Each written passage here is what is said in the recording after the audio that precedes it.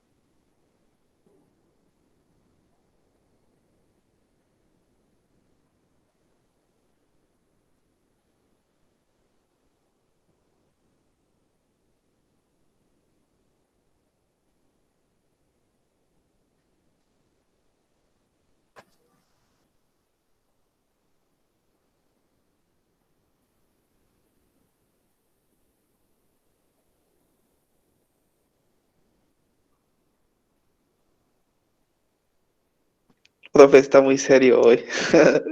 Ah, sí. No, es que estoy esperando que se conecten más ya para iniciar la actividad. Ah, bueno. Sí. Mira como enojado el profe. No, no estoy enojado. Es que me confundí Es que estoy arreglando un detalle que tuve ahorita con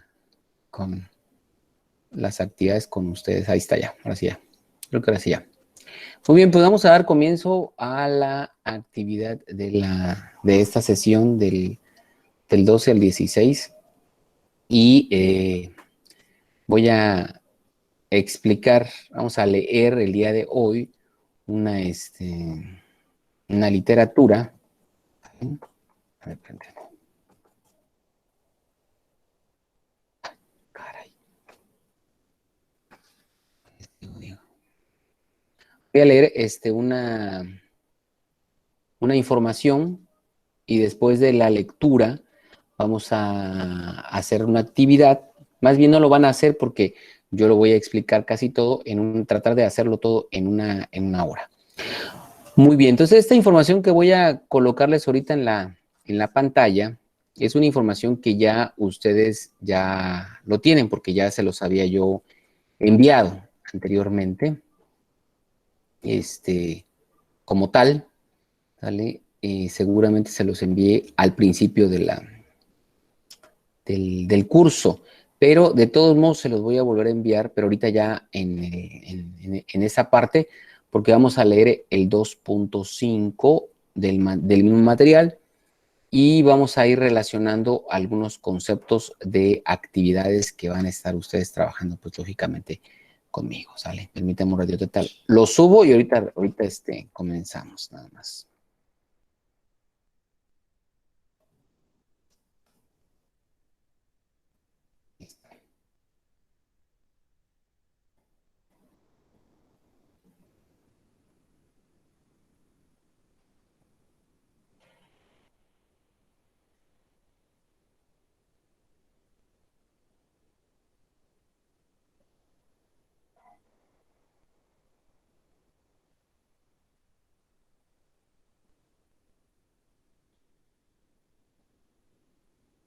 Ahí está. Muy bien. Ahora sí, ya lo tienen ahí en su Moodle. Yo lo voy a colocar ahorita aquí en la pantalla para que comencemos a leer el 2.5 que se llama Análisis de la lectura. Bueno, más bien no es tanto como un análisis, ¿no? Porque es un análisis y síntesis de lectura, pero es algunas herramientas, dos para empezar, las que vamos a estar trabajando. Y lo vamos a trabajar con otro concepto que vamos a leer más adelante. Entonces dice acá, Profe, ¿sí? ¿es el mismo que subió al inicio del curso? Sí, de todos modos lo volví a Ah, subir otra vez, pero ya en esta parte, solamente esta parte, ¿sale? bueno. Muy bien, dice acá, una de las dificultades más incomunes que los estudiantes se enfrentan consisten en extraer las ideas principales de un texto. A falta de práctica, resumiendo, identificando los conceptos o claves o estructurando cuadros y resúmenes. optan por copiar lo que dice el autor textualmente y, si deciden exponer en sus propias palabras el contenido del material, tergiversan el sentido original. Este problema quizás sea atribuible a que muchos docentes, del mismo modo en que indican hacia el alumno que cuando visiten un museo deben copiar las cédulas e incluso pegar, dicen acá, el boleto en medio de la tarea. Y exigen, resúmenes que no pongan a prueba el grado de comprensión del alumno y su capacidad lógicamente creativa. Este último concepto es fundamental para emprender una lectura provechosa, creativa.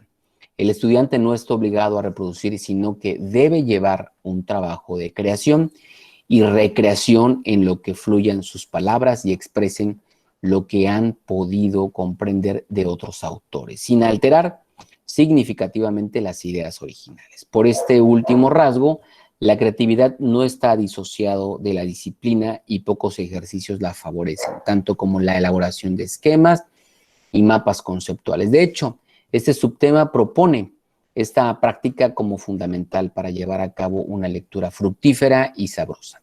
Las ventajas son múltiples, mientras muchos estudiantes prefieren subrayar y hacer algunos sumamente funcionales, siempre que no se trata de libros de la biblioteca.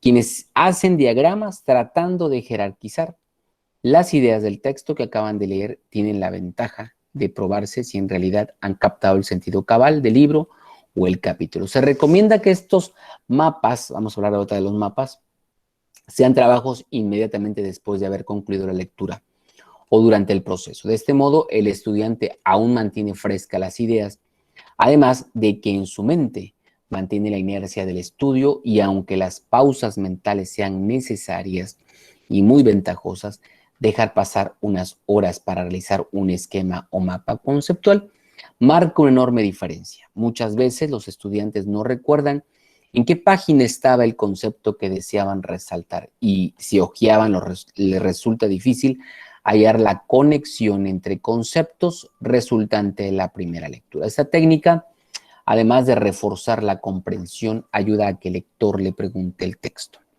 Si un concepto no ha quedado claro a su importancia y definición con respecto a otros elementos, no es evidente y es posible regresar y volver a leer. Los estudiantes pueden elaborar uno o varios esquemas, siempre que la abundancia no se traduzca en confusión y de como resultado quedarse en las mismas. Es importante destacar que en los esquemas se ofrecen libertad absoluta a su autor. El punto aquí que vamos a tratar es de este autor, es Daniel Cassini, que habla de dos cosas. Cada mapa es como un cuadro irrepetible, distinto de cualquier otro. Les recordamos pues muy fácilmente. Lo que debe de ser común en todos los diagramas es la correcta jerarquización de ideas, sobre todo si se optan por ubicar el concepto principal en el centro del mapa. Los conceptos se sitúan más cerca o más lejos del centro según su importancia y se relacionan jerárquicamente de forma que se fijan la posición de cada uno en el conjunto. Todo tipo de signos gráficos ayuda a destacar los elementos, flechas, números, círculos, entre otros. Respecto al modo en que puedan llevarse a la práctica, estos diagramas y mapas conceptuales es posible y hasta recomendable recuperar las ideas de Cassini y que comparte con sus estudiantes. A los modos de graficar las estructuras del texto, el autor los denomina modelos de exploración. Por ejemplo, el primero de ellos, la estrella, está basado a su vez, en la estructura de preguntas que llevan a cabo el periodista para redactar una noticia. Por ejemplo, ¿qué, quién, dónde, cuándo y por qué? El procedimiento realmente es sencillo. Consiste en escribir alrededor de los picos del astro tantas preguntas como sean pertinentes. Por ejemplo, las preguntas o las respuestas podrán responderse alrededor de una figura en una notación periférica. Por ejemplo, discurso sobre la revolución. ¿Por qué surgió? ¿Cuándo surgió? ¿Cómo se modificó? ¿Cuáles fueron las más grandes críticas que se hicieron? ¿Cómo fue su declive? ¿Cuándo fue su auge? ¿Quiénes fueron sus autores? Las opciones que brinda Cassini para interrogar exhaustivamente el texto también ofrecen formas regulares. Por ejemplo, otro concepto que él maneja es el cubo. En palabras de este autor, es un modelo útil para explorar temas. El procedimiento, como es el caso anterior, es sencillo: estudiar las 6 caras posibles de un hecho a partir de 6 puntos de vista siguientes. Por ejemplo, analízalo, aplícalo, argumentalo, descríbelo, compáralo y relaciónalo. Las anteriores instrucciones pueden traducirse en preguntas concretas como: descríbelo, ¿qué es lo que ves? Compáralo, ¿a qué se parece o a qué se diferencia? Relaciónalo, ¿con qué se relaciona? Analízalo, ¿cuántas partes tiene? ¿Cuáles? ¿Cómo funciona? ¿Cómo se utiliza? Aplícalo, ¿para qué sirve? Argumentalo, ¿para qué se puede decir en favor y en contra? Resulta evidente que de los modelos de exploración, el cubo resulta mucho más subjetivo, pues la misma instrucción inicial descríbelo parece implicar un ejercicio percentual antes de intelectual. Sin embargo, el estudiante puede concentrarse en llevar a cabo una descripción despojada de juicios de valor, es decir, objetiva en la medida de lo posible. Incluso una obra de arte puede analizarse desde una perspectiva personal, si uno se concentra en la técnica, las formas y el predominio de las tendencias estáticas. Dice acá, voy a pasar un poquito más rápido. El mismo procedimiento conducido por los 6 instrucciones fundamentales puede llevarse a cabo para analizar un texto, si te trata de una teoría vigente en ciencias sociales o un ensayo.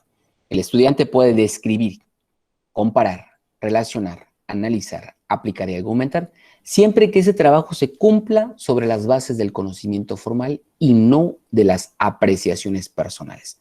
En cualquier caso, lo que debe de resaltarse es que con el cubo, el estudiante tiene ante sí la oportunidad de desarrollar una serie de preguntas pertinentes y útiles que a su vez se anclan en 6 instrucciones claves. De todos los modelos de Cassini que proporciona, el mapa conceptual es quizás el más conocido. Incluso el estudiante de una universidad, pues alias de universidades, puede estar familiarizado con él, pues es un componente esencial en cada uno de los libros del texto. A continuación se explica por qué es conveniente este modelo. Bueno, se piensa en elaborar un trabajo escrito basado en un texto de cierta complejidad. Por ejemplo, la economía de esfuerzo resulta una pésima sugerencia, pues la estructura debe comenzar desde mucho antes de sentarse a escribir la versión de un último ensayo o de resumen. Como señala con acierto Daniel Cassini, las escritoras y los escritores con experiencia saben que a materia en bruto del pensamiento debe trabajarse como las piedras preciosas para conseguir su brillo.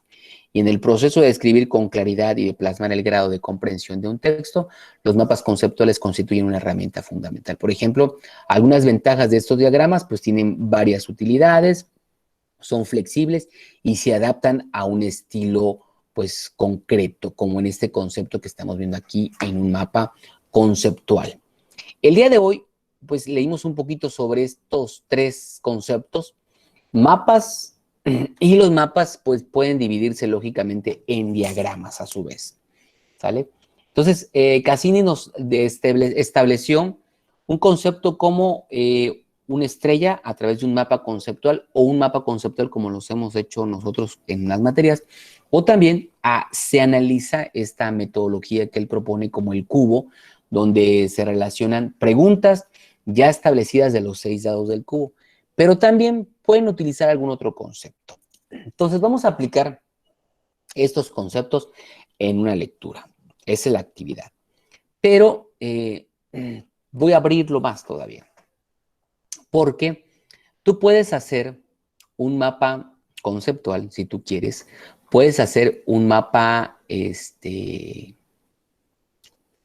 mental, o puedes hacer un cubo, o puedes hacer otra estrategia de aprendizaje que tú quieras, ¿vale? No voy a hacer como que muy así, muy directo, porque no es la intención. La intención es que tú puedas aprender lo que te voy a comentar ahorita, que tiene que ver con la metodología de la investigación. Entonces, la actividad decía que hay que hacer un mapa mental de esta instrucción que vamos a recibir el día de hoy, ¿no? Así es la tarea, ¿no? Es mapa mental del proceso de la metodología de la investigación, así dice el material, ¿no? Pero en realidad, pues la información es mucho. Entonces, ¿para qué te sirven los mapas conceptuales, los mapas mentales o el cubo? Para poder tener una mejor apreciación sobre lecturas muy grandes. En este caso, yo les voy a proporcionar un libro. El libro es de la metodología de la investigación de Sampieri y está compuesto de 476 páginas. Si quieren, lo pueden leer. Y si no quieren leerlo, pues escuchen lo que les voy a decir, ¿sale? Porque yo voy a resumir aproximadamente el 40% del libro en 30 minutos, nada más en 30 minutos. Entonces, por lo tanto, ahorita les estoy colocando este archivo. A ver, permítanme. Ahí está ya.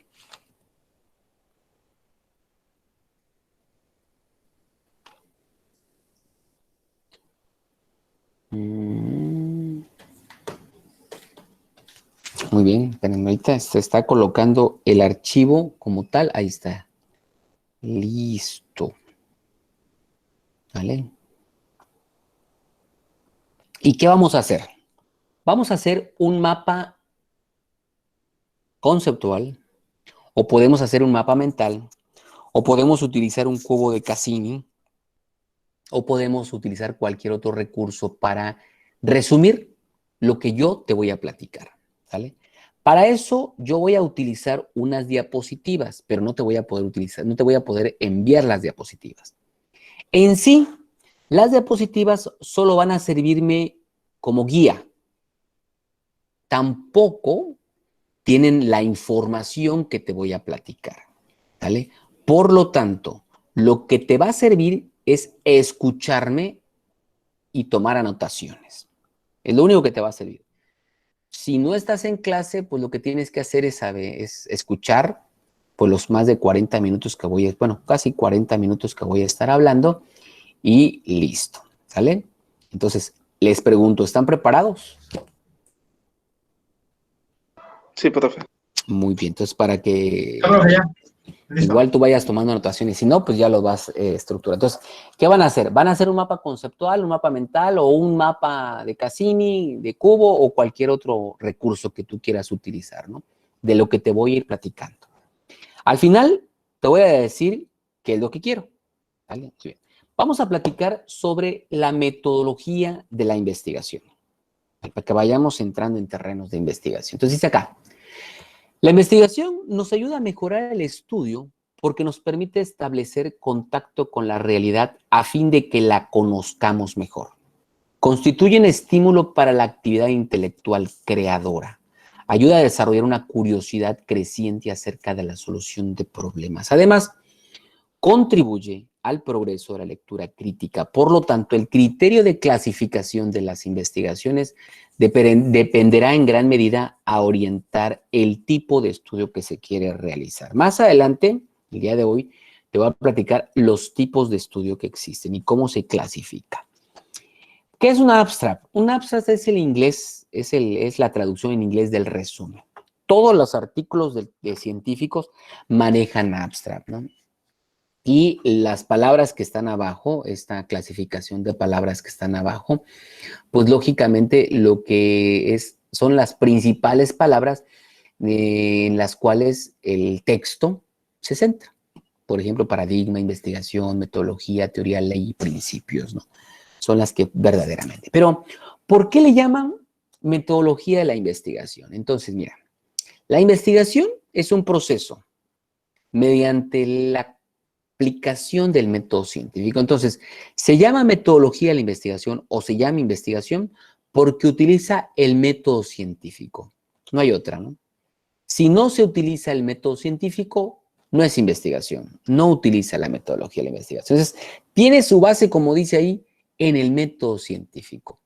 Procura obtener información relevante y fidedigna, o sea, que sea cierta, para entender, para verificar, para corregir o aplicar el conocimiento. Por lo tanto, posee una serie de pasos para lograr un objetivo y para todo tipo de investigación hay un proceso y también hay objetivos. ¿Cuál es la finalidad de hacer investigación? Una de ellas puede ser formular nuevas teorías. Esa sería la principal, digamos así.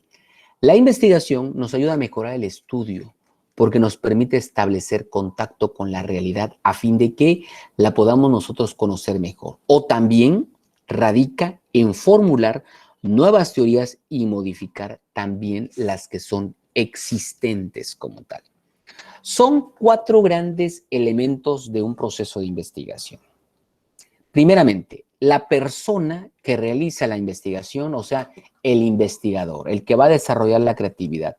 A este se le conoce como sujeto. Número 2, ¿qué es lo que quiero indagar? La materia o el tema que quiero indagar, a esto se le conoce como objeto. Número 3, ¿bajo qué herramientas o técnicas o métodos voy a indagar? Esto se le conoce como el método. Y por último, ¿cuál es el propósito de lo que yo voy a tratar de dar solución a una problemática que yo detecto? Es el fin. Entonces está el sujeto como investigador, el objeto, lo que quiero investigar, el medio, las técnicas, los métodos, la metodología y el fin, el propósito por el cual yo quiero investigar. ¿Va? Muy bien. Entonces, hay muchas clasificaciones de la investigación. Ahora sí, esto es lo que vas a hacer, escucha bien lo que te voy a decir, ve tomando tus anotaciones y al final vas a hacer un mapa conceptual, un mapa mental, un cuadro sinóptico, como tú desees, ¿sale? Te voy a hablar de cómo Sampieri analiza ese libro que te acabo de enviar, ¿vale? Y ese libro que te acabo de enviar te lo voy a resumir en casi un 30%, muy bien, para que no te evites de leer 200 páginas como tal. Voy a tratar de hacerlo en 30 minutos, a ver si puedo, ¿no? Muy bien. Sampieri determina que existen enfoques de la investigación, ¿vale? O sea, paradigmas de la investigación, líneas de la investigación. Y entonces, el primer enfoque que establece Sampieri es un enfoque cualitativo. ¿Qué es un enfoque cualitativo? Es de cualidades, es excepto los números. O sea, es la forma en cómo quizás se lleven a cabo algunos procesos. Y los procesos, algunos son de enfoque quali. ¿Vale? Por ejemplo, las ciencias sociales, la psicología, la historia utiliza estos enfoques cualitativos, la forma en cómo se presentan estos fenómenos sin tocar términos de cantidades ni de porcentajes. Por lo tanto, los que defienden la posición diferente a este enfoque dicen que no nada más se utilizan términos cualitativos, sino también términos numéricos o de cantidades. Entonces, el otro enfoque que existe es el enfoque de cuantitativo. Cuantitativo. Este enfoque utiliza los cuantos, porcentajes, números, cantidades. Por ejemplo, aquí podemos encontrar la física, la química, la biología en cierto momento y también podemos utilizar la estadística como un proceso de conclusión para la solución de una problemática real y poderle darle certeza quizás a lo que nosotros hemos consultado. Pero por ahí surgió otro gran número de personajes que dicen que se pueden conjuntar y que la matemática, la física, la química también se puede utilizar dentro del término de ciencias sociales y de historia. Y entonces, cuando las combinamos, surge el tercer enfoque mixto, que es el que utiliza el enfoque cualitativo y el que utiliza el enfoque cuantitativo. Y entonces puede hacer una mejor compenetración de resultados. De hecho, el enfoque que más se utiliza en varios conceptos es el enfoque mixto. Entonces, hay 3 tipos de enfoques: el enfoque cualitativo, el enfoque cuantitativo y el enfoque mixto, según Hernández Sampieri. También Hernández Sampieri habla de 4 grandes alcances de la investigación, o sea, hasta dónde llega la investigación. 4 grandes alcances de la investigación. El primer alcance de la investigación la va a relacionar de menor a mayor conocimiento del fenómeno. O sea, entre más desconocimiento tengamos nosotros del fenómeno, es una investigación muy difícil de realizar porque no existe información, ¿no? Pero es una investigación casi incipiente. Mientras entre más información nosotros tenemos, pues una investigación que también se vuelve muy compleja porque pues ya existe mucha información y hay que descubrir nuevos enfoques. Por lo tanto, el primer alcance de la investigación que Hernández Sampieri establece es el alcance exploratorio. El alcance exploratorio de la investigación, como su nombre lo dice, se encarga de explorar el terreno, descubrir el terreno. No existe información del fenómeno. El fenómeno que se está presentando en la empresa, en la vida social, en la vida política, cultural o economía, es nuevo. Algo que nosotros tenemos a la mano y que lo voy a poner como ejemplo es el COVID.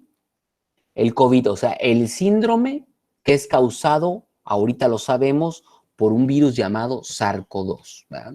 Y entonces, este virus SARS-CoV-2 causa el síndrome del COVID, que es un síndrome agudo respiratorio, y que lógicamente puede llegar a producir el deceso de una persona.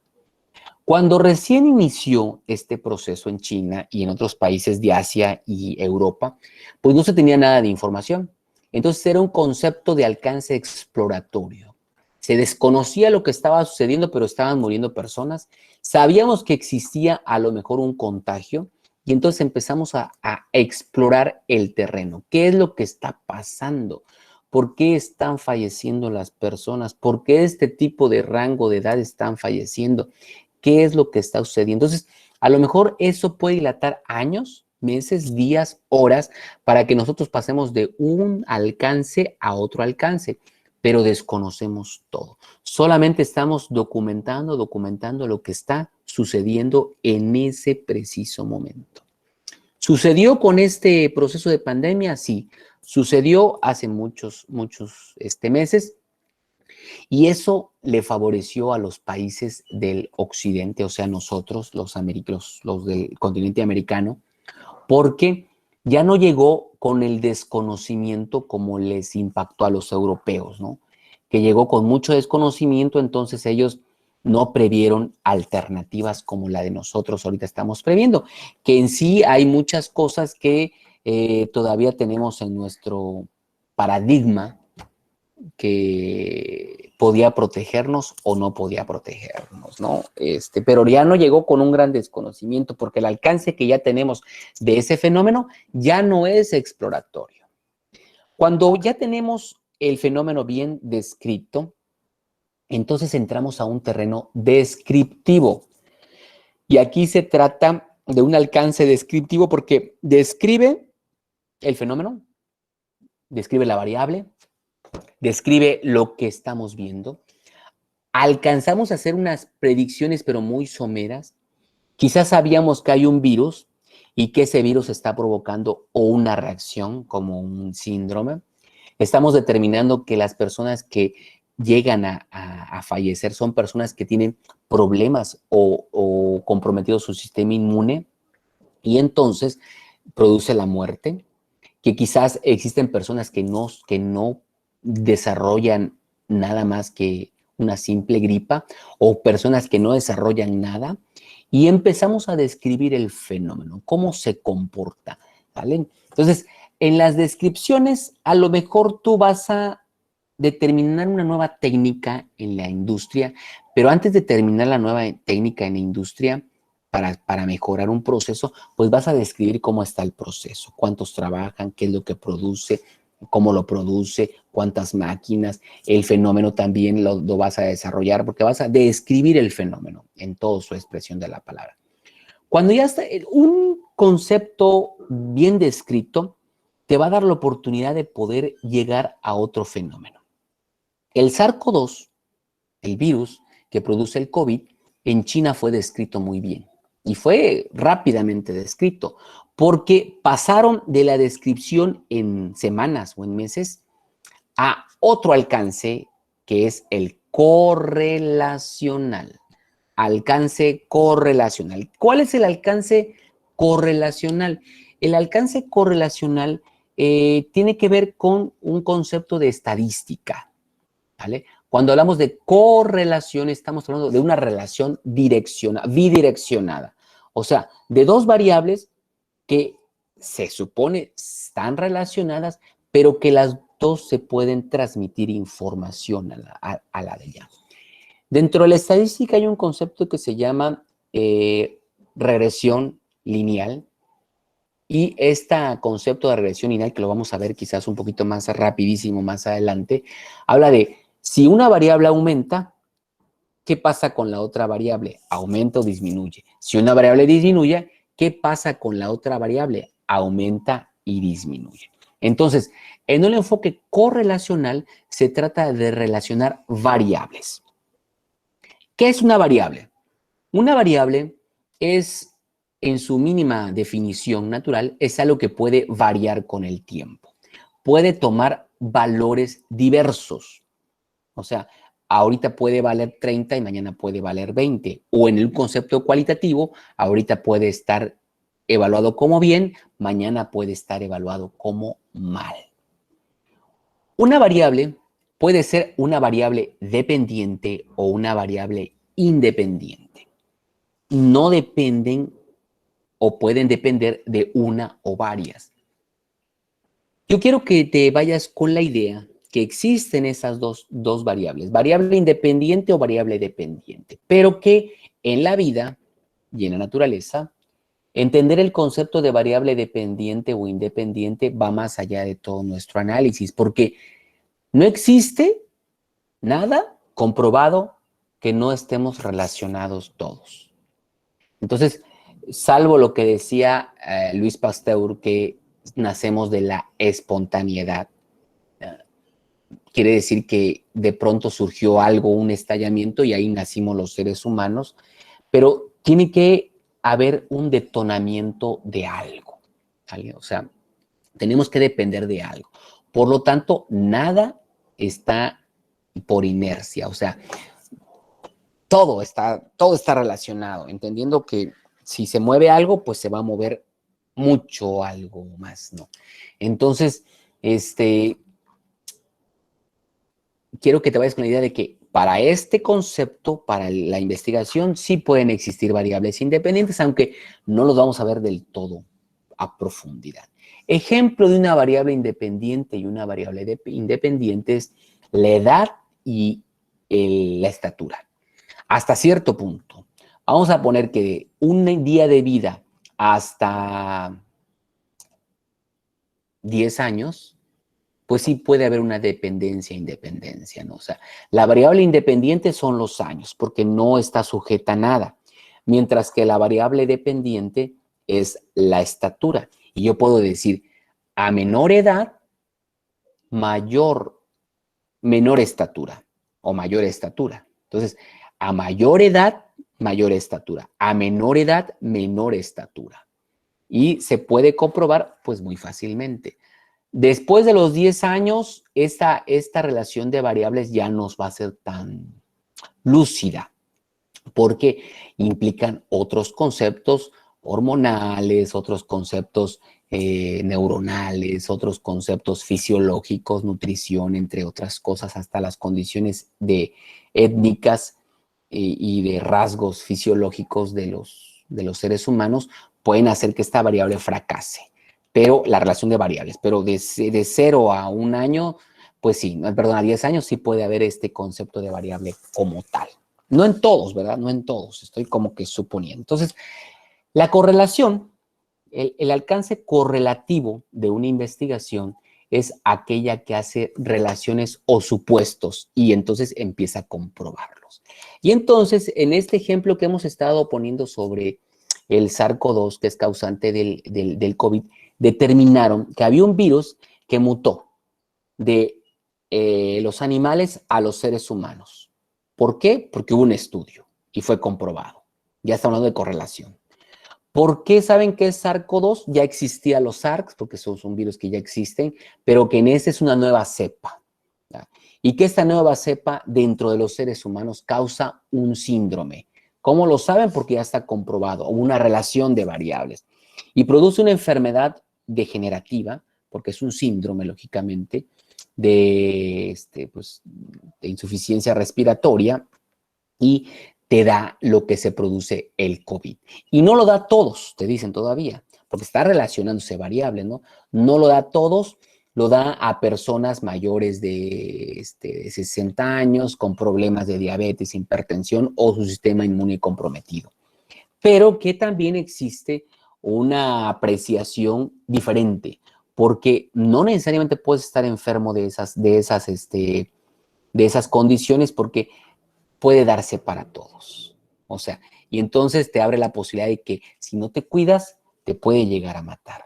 Efectivamente, ¿no? O sea, y ahí estamos. Entonces empiezan a dar estos fenómenos y entonces empezaron a hacer estudios correlativos de vacunas y la carrera espacial, vamos a ponerle así, la famosa de 1960, se hizo patente en este concepto. Hace muchos años, en 1960, la Unión Soviética, la extinta Unión Soviética con Estados Unidos, pues querían saber cuál de las dos potencias alcanzaba el espacio.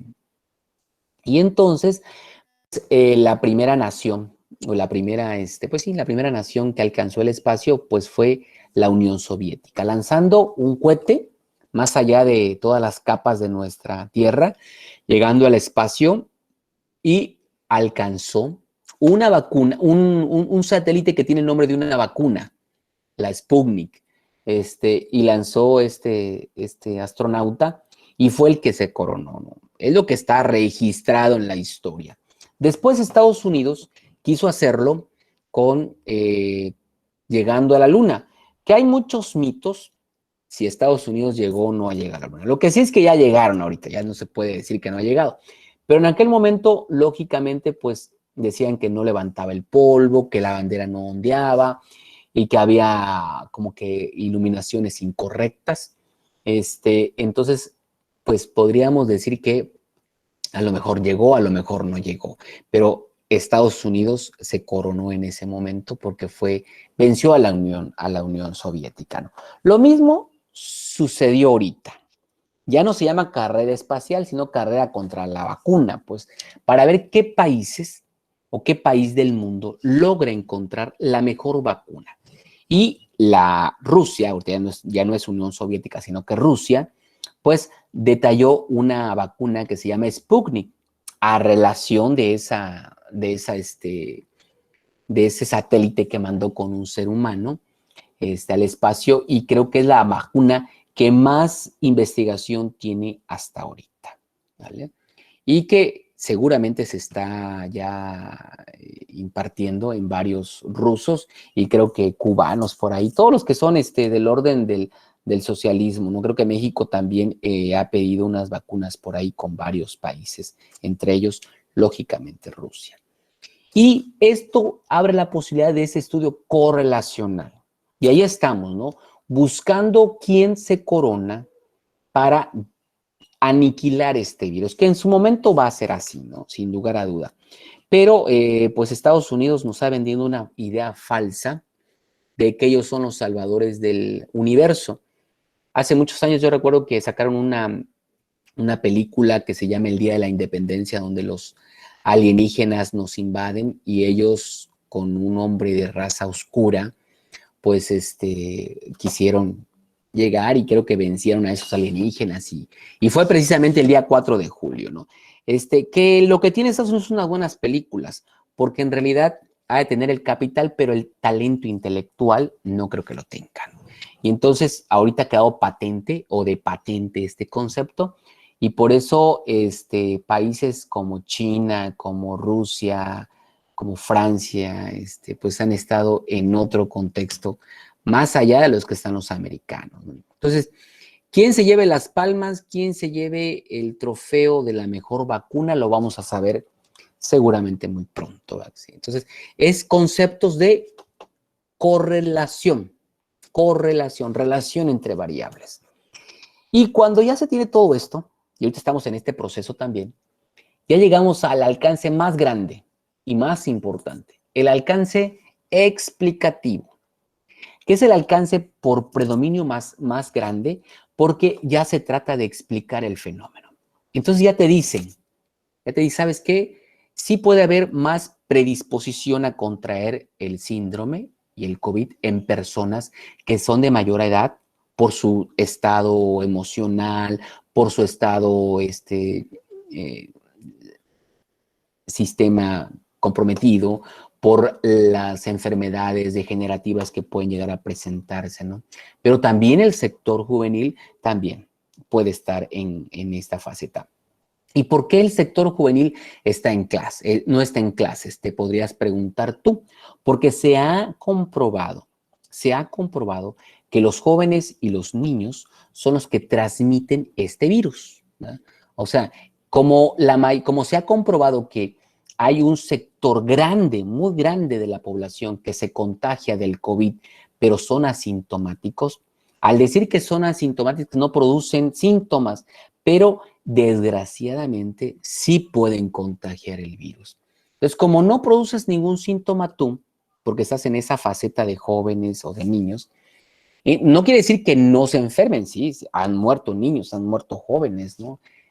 Por el detalle del COVID, pero en su mayoría casi no. Entonces, pues ellos estando afuera y como conviven con personas ancianas, personas grandes, personas que están pues enfermas, pues son más fácilmente portadores y esparcidores de este virus. Por eso es que las naciones han reducido esa escala de la educación a cero, o sea, que no se junte, con la finalidad de no esparcir más. Te han dicho entonces también que si te proteges, que si no sales de casa, que si te lavas las manos, que si tienes mayor higiene, controlas más el virus. Actualmente estamos en esa explicación y estamos también buscando las nuevas formas de vida actual. Entonces, entender que Sampieri maneja 4 grandes alcances. Primer alcance, exploratorio. Segundo alcance,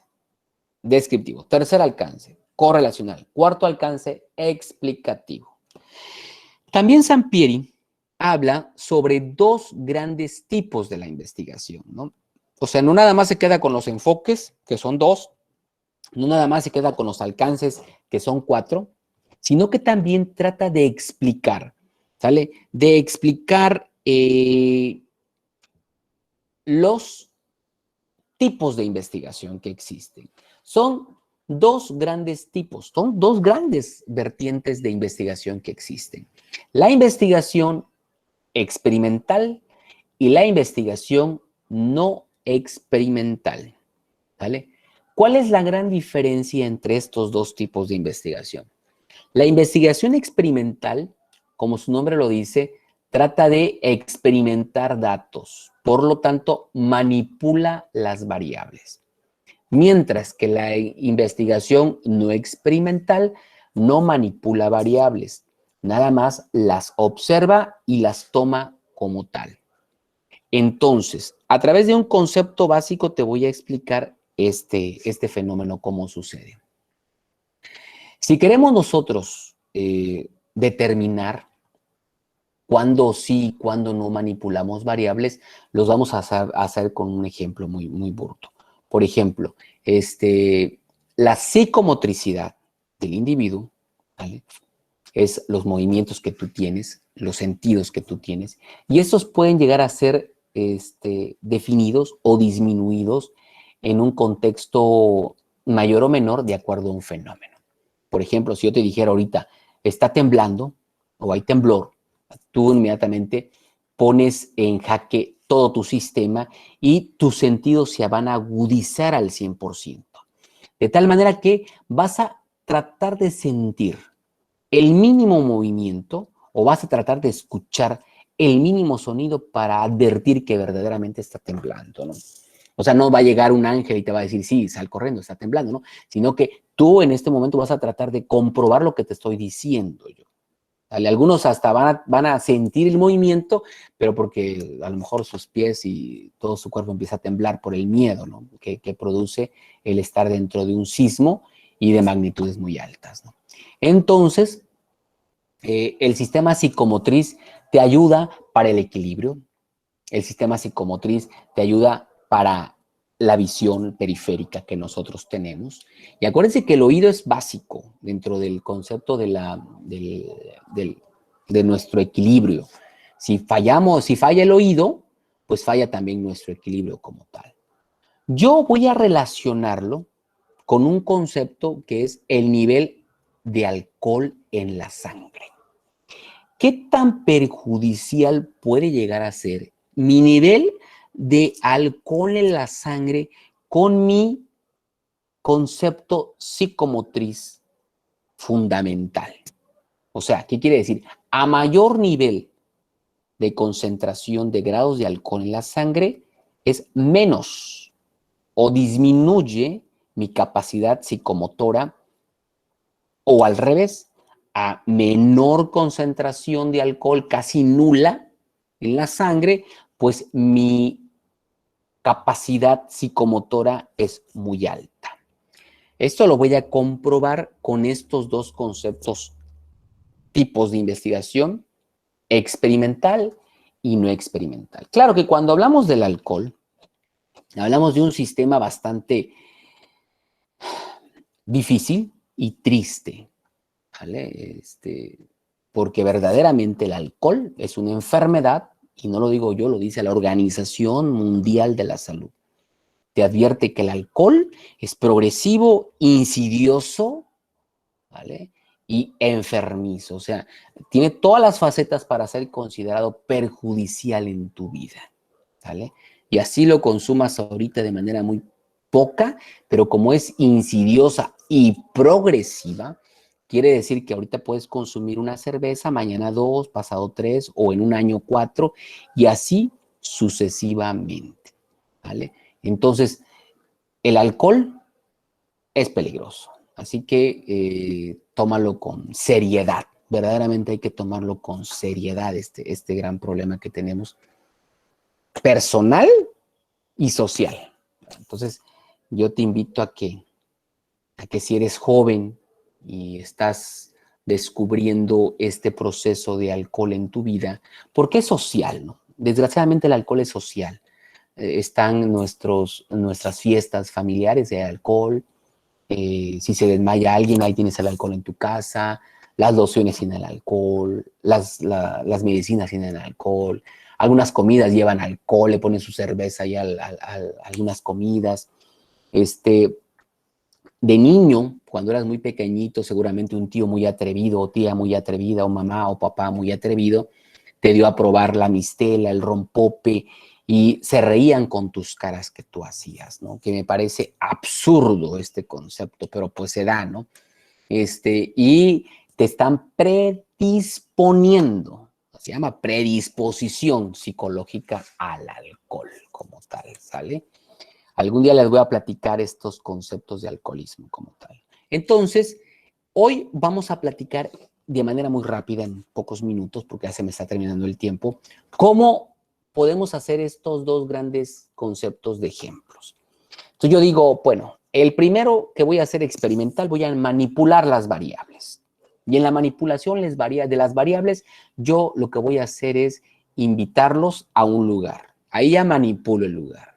En el lugar voy a manipular los grupos de personas que van a consumir alcohol.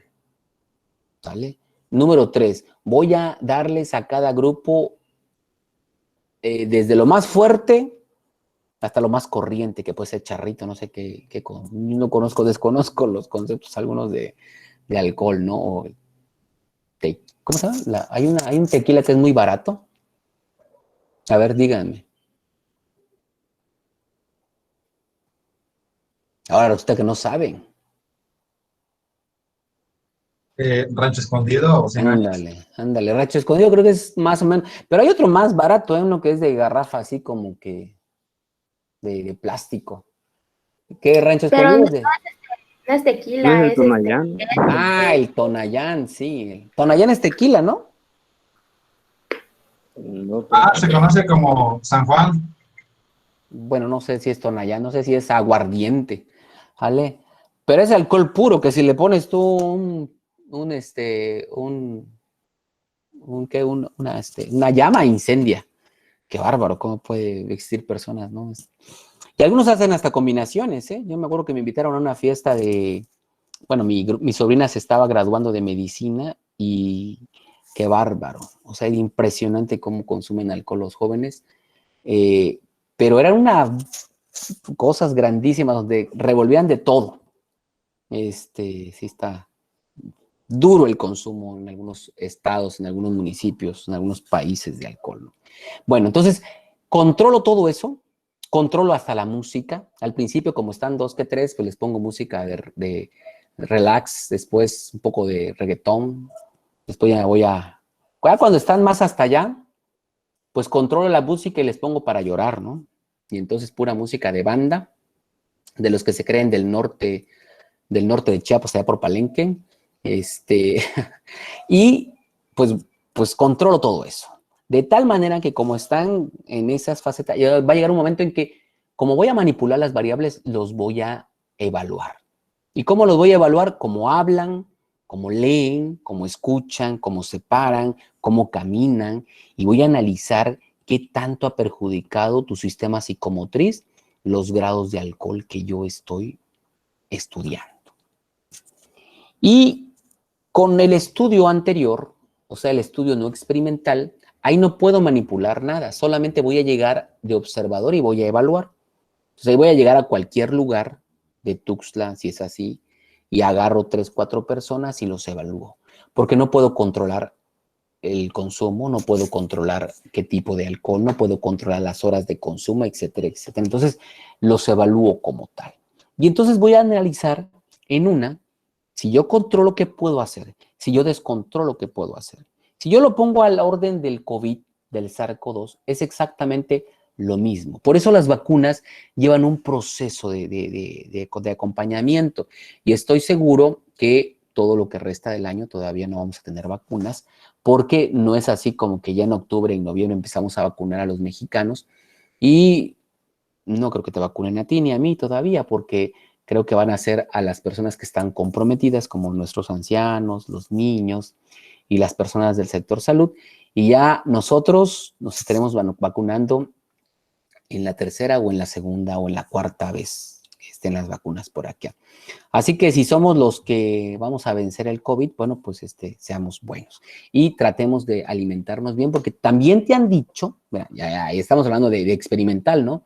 También te han dicho que si tú consumes grasas, harinas, azúcares en exceso, también produces una condición que a la larga puede provocar una enfermedad en tu páncreas, ¿no? Como una diabetes o hipertensión, ¿no? Y que México es considerado uno de los países más obesos. Bueno, es el primer lugar en obesidad infantil y el segundo en obesidad adulta, ¿no? Entonces, yo estoy muy de acuerdo que los quesos los hayan quitado de encima, como muchos productos hay, ¿eh? Infinidad de productos que tú llegas a la tienda y puedes encontrar ricos en carbohidratos y que los consumimos. Creo que deberíamos ser más naturales nosotros. Ojalá que algún día lleguemos a estar en una posición muy diferente, ¿no? A como estamos ahorita. Bueno, entonces, tarea. Ahora sí te voy a explicar la tarea. Ya después que estuvimos aquí hablando como tal. Ahora sí. Tarea. Vas a tomar lo que te acabo de decir. O sea, 3 enfoques, perdón, cualitativo, cuantitativo, mixto. 4 alcances, exploratorio, descriptivo, correlacional, explicativo. 2 tipos de investigación. Experimental, no experimental. 2 tipos de variable, dependiente, independiente. ¿Vale? Y más allá que lo que tú quieras decir que te dije yo por acá en este concepto. ¿Y qué vas a hacer con toda esta información? Pues vas a escuchar todo y puedes ir sacando datos de lo que yo te dije, o puedes aventarte 3, 4 capítulos del libro a leerlos también, pero con lo que yo te dije es más que suficiente para que tú me elabores un mapa conceptual o un cuadro sinóptico o un mapa mental o un cubo de información o cualquier otro recurso que te ayude a ti a entender lo que te acabo de explicar, ¿va? Esta tarea la voy a volver otra vez a mencionar el día de mañana, porque vamos a trabajar también el día de mañana en otras cuestiones al principio, y va a estar desde mañana activa hasta el día domingo, hasta las 11 de la noche. ¿Sale? Muy bien. ¿Dudas con lo que van a hacer? Entonces podemos agarrar cualquier tipo de mapa, ya sea conceptual, mental, lo que nosotros queramos, y agarrar solo los puntos que usted nos tocó, o si queremos investigar más, también lo podemos hacer. También, exactamente. Así es. Así es. ¿Vale? Vamos a poner los puntos que usted puso ahí en la diapositiva y vamos a agregarle algo más, ¿o cómo? En la diapositiva no, porque la diapositiva solo fue un apoyo. Es 3 enfoques de la investigación, 4 alcances de la investigación, 2 tipos de investigación y 2 variables. De eso se va a depender tu análisis, ¿sale? De eso te hablé yo aquí en la información que te fui explicando. ¿Sale, Raúl? Sí, profe. Ok, muy bien. Bueno, ¿alguna otra duda? Si no, para terminar la materia. Burro, ya faltan 3 minutos. No, profe. Todo Se clarito. pasa bien rápido todo el asunto. Muy bien, pues, como buen chiapaneco, hay que ir a comer, ¿sale? Hay que ir a tomar pozol porque es la hora del pozol. Y nos vemos el día de mañana por acá. Descansen y nos vemos, ¿eh? Hasta luego, ¿eh? Adiós. Hasta luego. Hasta luego, profe. Hasta luego. Adiós. Hasta luego. Adiós.